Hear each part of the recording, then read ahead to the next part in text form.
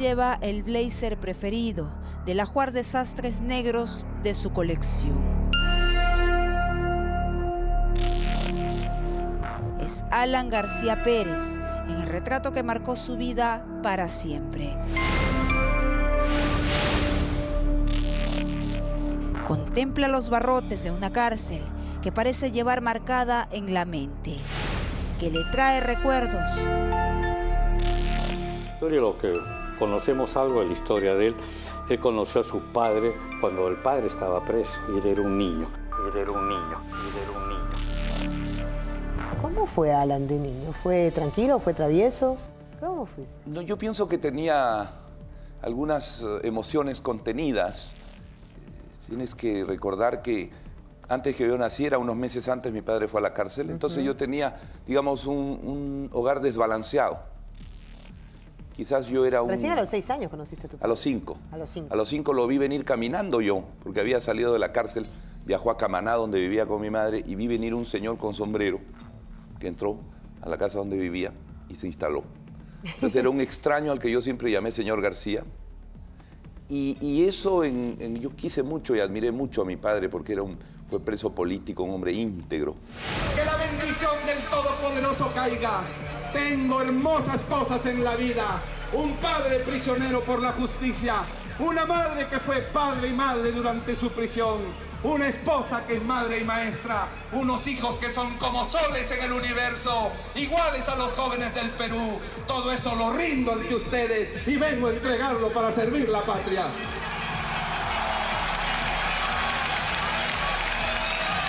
Esta es la típica persona, ¿no?, que dice, no, a mí nadie decide mi vida por mí. El que decide la vida y la muerte mía soy yo. Corre el año 1987. En esta foto, el entonces presidente, Alan García Pérez, realizaba una visita oficial al penal San Pedro, hoy conocido como Lurigancho. Una de sus manos reposa sobre los barrotes de esta celda y frente a él, un grupo de presos parece pedirle clemencia y se han aglomerado para verlo.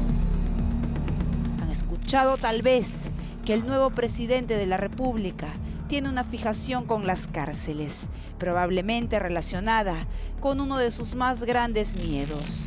La cárcel para él es prácticamente la tumba. La tumba. A Alan Gabriel Ludwig García Pérez le tocó conocer las carencias que provoca la cárcel desde muy temprano. Gracias. Hola. En una de esas entrevistas donde Alan García se convertía en cazador de votantes indecisos y votantes en blanco para disputarse la segunda vuelta con Alejandro Toledo en 2001, tenía que contar una historia que pueda calar en el corazón de los peruanos. Y esa era la relación de su padre con la prisión. El haberlo conocido ya niño abrió siempre... Nunca pude tomarle la mano a mi padre, nunca pude darle un beso afectivo a mi padre, que además era un señor muy conservador en cariños. Claro, ¿no? Y con hijos hombres más todavía. Muy conservador. Mi padre Claro. no entendía los cariños físicos, que yo sí creo en los cariños físicos. Mi padre no los entendía. Pero diré que en los primeros años de mi vida, por ejemplo, quizás digo una tontería para un candidato, pero yo he tenido pues, un sentimiento edípico. Yo vivía con mi madre, que era padre y madre, y con la madre de mi madre, que era una mujer de una personalidad extraordinaria, todopoderosa, incaica. Y ella fue la que grabó en mí la personalidad política, el concepto de la expresión y la comunicación como una forma de realización personal. ¿Y tu relación con tu hermano qué tal? Yo quisiera que fuera mejor. Tenemos dos personalidades distintas. Creo que es primera vez que lo digo y mi hermano me va a escuchar, como no se lo puedo decir a él personalmente.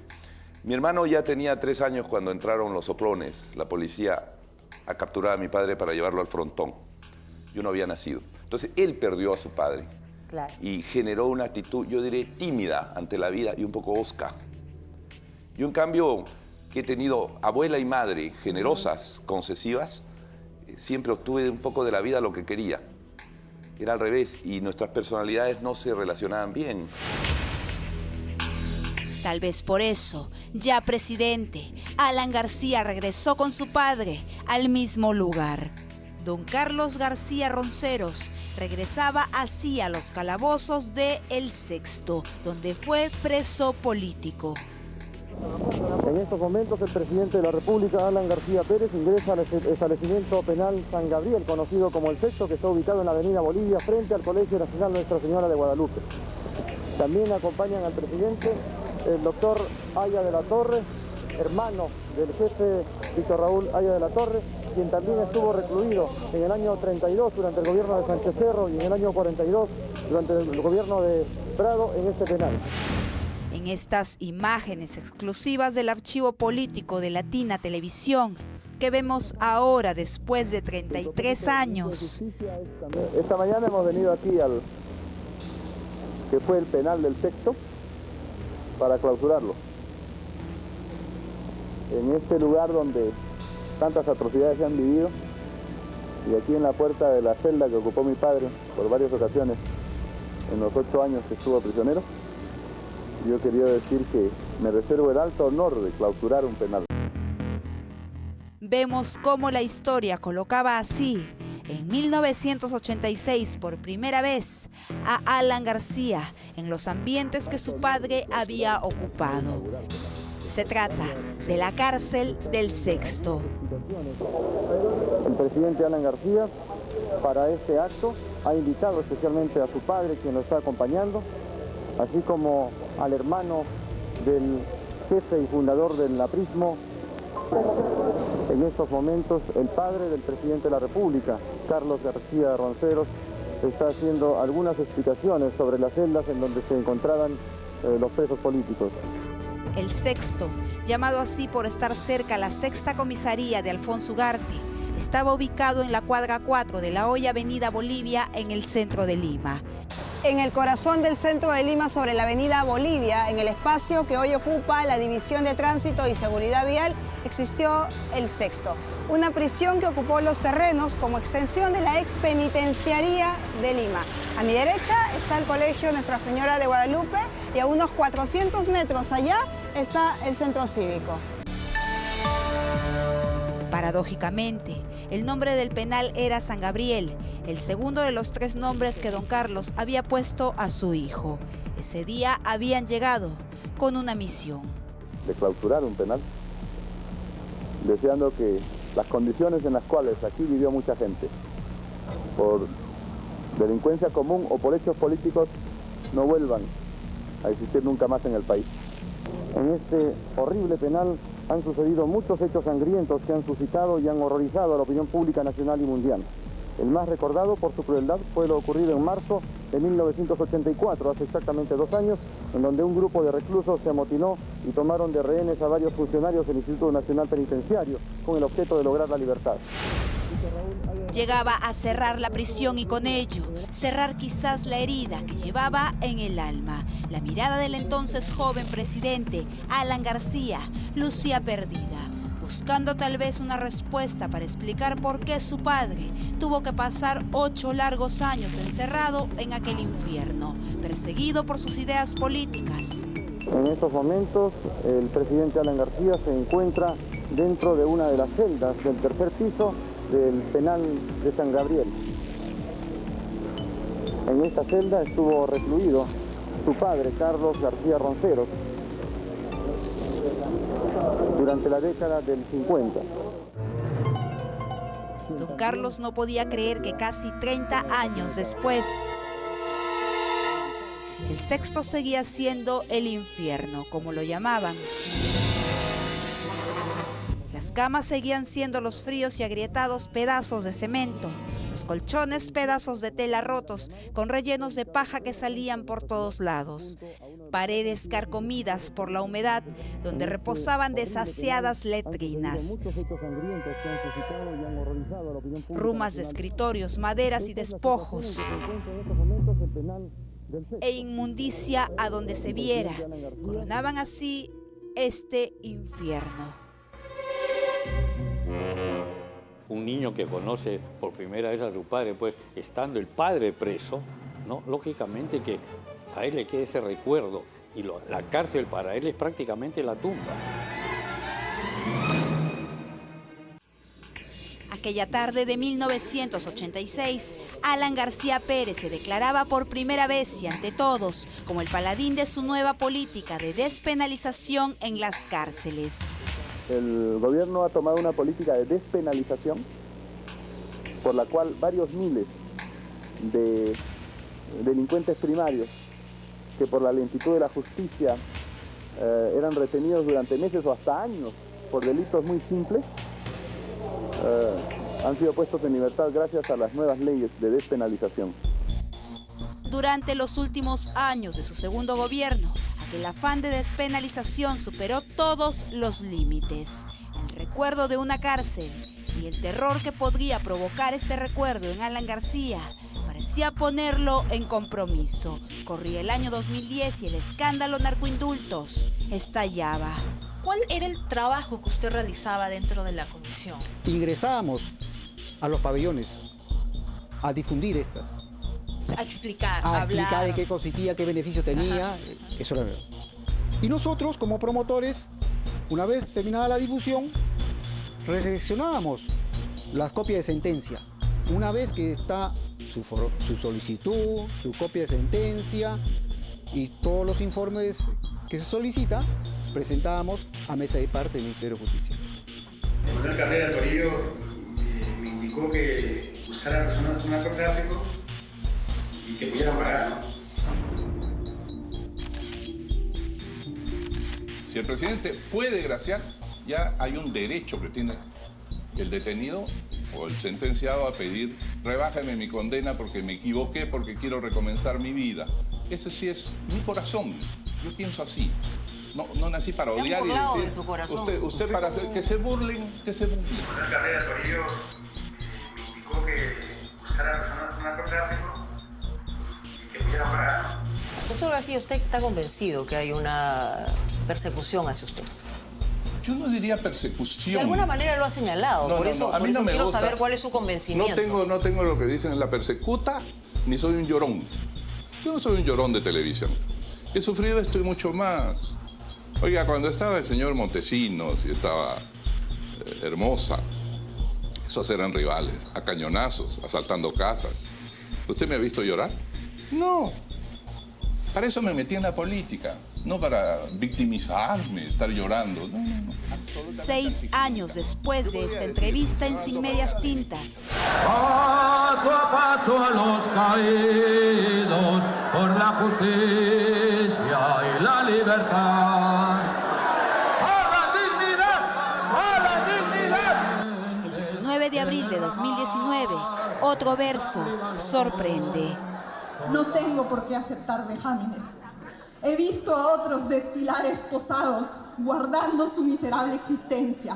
Pero Alan García no tiene por qué sufrir esas injusticias y circos. Es la carta que escribió el expresidente Alan García antes de morir y que ahora aparece con su firma y es leída por su hija Luciana García horas antes de su cremación. Cada palabra devela las razones del por qué no quiso pisar una cárcel. Por eso le dejo a mis hijos la dignidad de mis decisiones, a mis compañeros una señal de orgullo y mi cadáver como una muestra de mi desprecio hacia mis adversarios, porque ya cumplí la misión que me impuse. Que Dios, al que voy con dignidad, proteja a los de buen corazón y a los más humildes. Viejo, la paciencia nunca fue tu mayor virtud, pero verás que el tiempo y la verdad te darán el lugar en la historia que te mereces. Muchos me preguntan, pero no ha pensado en los hijos, no ha pensado en la familia. Claro que uno piensa, ¿no? Y yo puedo pensar en los hijos al suicidarme y decir, justamente lo hago por ellos, para que nadie pueda decir, oye, tu padre murió en la cárcel por ladrón. Y pocas veces el mismo García Pérez reconocía sus temores. Pocas veces el expresidente hablaba de la muerte, pero llegó aquel momento en que no pudo esquivar sus propios fantasmas sobre el más allá. ¿De qué es para Alan García la vida y la muerte? Yo pienso que Todos estamos aquí por alguna razón. Hay un destino que cumplir, hay una obligación predeterminada que cumplir, hay un margen de libertad para cumplirla o no. Y creo que la muerte es el reencuentro con la obligación que uno tuvo de cumplir en la vida. Yo sí creo en la espiritualidad, creo en la trascendencia después. Si no, no tendría valor nada de lo que hacemos. Definitivamente. Y entonces yo me imagino que en la muerte uno se encuentra, se identifica otra vez con el Ser Supremo, con el Espíritu Absoluto, pero estoy seguro que hay una forma de conciencia post-mortem que le permite a uno saber si cumplió algo de aquello para lo que vino al mundo. Alan García confiaba en su trascendencia después de la muerte. Tenía 51 años cuando lo contó en un talk show. Pero estoy seguro que hay una forma de conciencia post-mortem. Sus palabras nos llevan de nuevo a 1986. Al penal San Gabriel, conocido como el Sexto, a la cárcel que lo marcó en vida. En el Sexto, por primera vez Alan García constataba en compañía de su padre lo que era vivir dentro de una prisión, donde las puertas de cada celda parecen amasijos de fierros oxidados, donde la humedad carcome las paredes y el tiempo se hace eternidad entre mosquitos e inmundicia.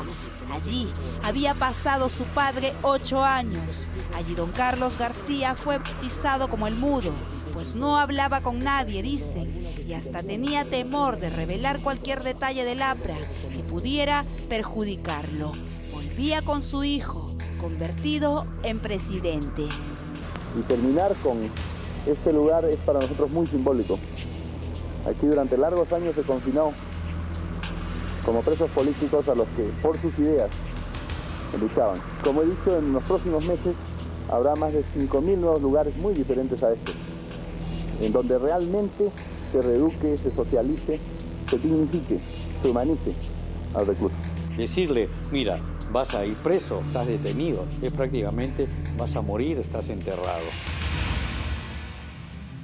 Y al parecer esta relación padre-cárcel acompañó a Alan García hasta el día 17 de abril, cuando decidió no bajar las escaleras y encerrarse en su dormitorio para cumplir con esa obligación predeterminada. Todos estamos aquí por alguna razón. Hay un destino que cumplir, hay una obligación predeterminada que cumplir.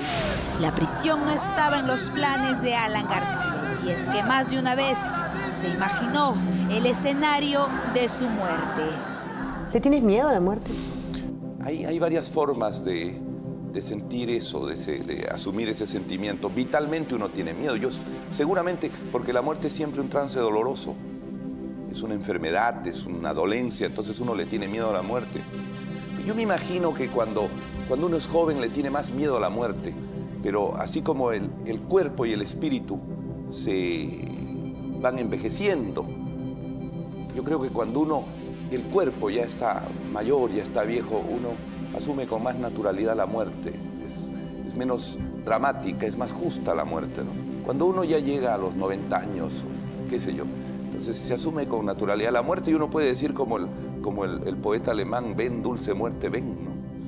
Creo que yo no le tengo miedo a la muerte. Durante mucho tiempo yo no he tenido guardaespaldas y en el fondo yo pensaba una cosa, te lo digo, tantas cosas han dicho de mí, yo decía, si alguien me mata me santifica, porque hay un muerto malo y si lo matan a uno por alguna razón es. Entonces es una forma quizás de superar con la muerte ciertas cosas, ¿no? Por eso le dejo a mis hijos la dignidad de mis decisiones, a mis compañeros una señal de orgullo y mi cadáver como una muestra de mi desprecio hacia mis adversarios, porque ya cumplí la misión que me impuse.